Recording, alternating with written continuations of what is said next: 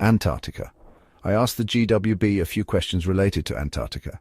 I will put the questions and the answers. Question: is Antarctica being used as a spaceport to send UFOs into space?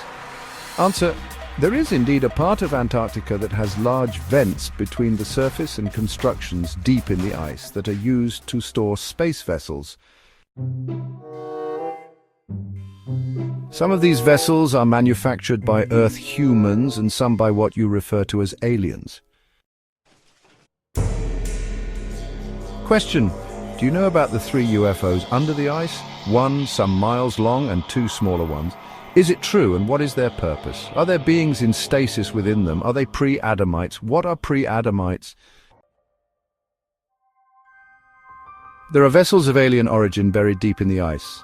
We cannot confirm their size, but do not think that they are as large as you mentioned. The problem of describing their origins is because aliens live in the astral realms and thus cannot be given a geographic location. The beings that might be aboard these craft would be robots.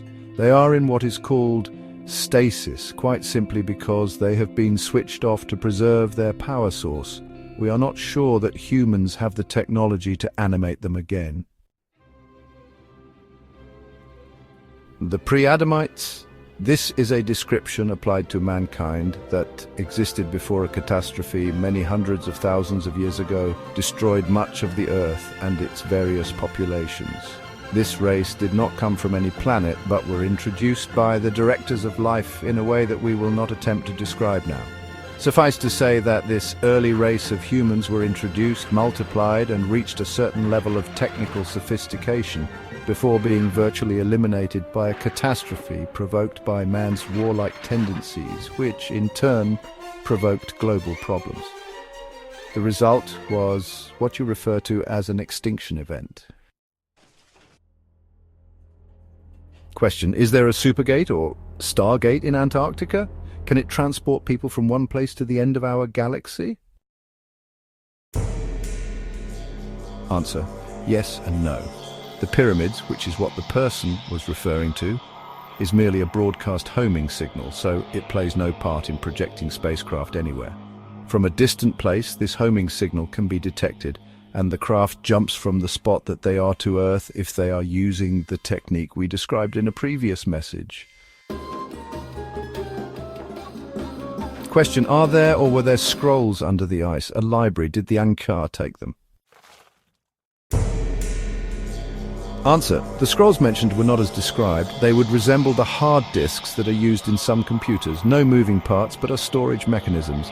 They were recuperated by the Ankar as a precaution. They contain much information about technology that it would be better that man did not have at the moment. Question: are there any genetic experiment entities under the ice? Answer: we cannot confirm that there were genetic experiments being conducted in Antarctica. There was life all over the planet and most of it was eliminated, so no doubt genetic experiments were being conducted just as they are today, but not necessarily in Antarctica. We wish you to understand that planet Earth was populated just as it is today. However, when the dust settled after this cataclysmic event, the geography of Earth was totally altered. In fact, the topography that people associate with Antarctica, with cold and ice, did not apply to planet Earth at all at that time. Antarctica was in a temperate zone, much as where Java is situated today.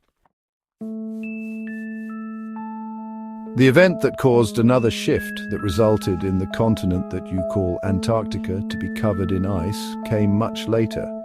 However, as virtually all the world's population had been eliminated, the remains stayed untouched for a long period of time. The only visitors to Earth were certain alien groups, but all life being extinct, they had little interest in planet Earth. Eventually, the few survivors, helped by the directors of life, started to repopulate the Earth again, only to suffer yet another cataclysm later. This second event placed the continent of Antarctica in its present position. We will discuss this second event at a later date. Now the question is what has been discovered under the ice Atlantis? This question cannot really be answered because Atlantis was not limited to one small island. Atlantean people and technology was spread throughout the planet, much as most advanced countries now have spread their interests far beyond their original homeland. So bits of Atlantis were spread all around the world. What is under the ice may contain some Atlantean influence, but most of it dates from a much earlier time. The rest of that civilization has been destroyed by time. It is only the deep freeze effect that has preserved this small amount of a previously, to us, advanced civilization. And lastly, we wish to say that scientists will puzzle for many years the different technology they are finding. Some of it is what you call pre-Adamite, pre-500,000 years old. Some of it might come from the Atlantean times and culture. Some of it might be alien in nature, and lastly, some of it might come from more recent civilizations that have been interested in that continent since its discovery. So this mixture of cultures and technologies will give scientists something to think about for a long time into the future. However, this experience will open scientists' minds to the value of telepathy and what is referred to as remote viewing, which is just a way of reaching out with the auras, thus enabling them to trawl back in time to discover the truth about planet Earth and its different peoples. So there is always a silver lining to any problem.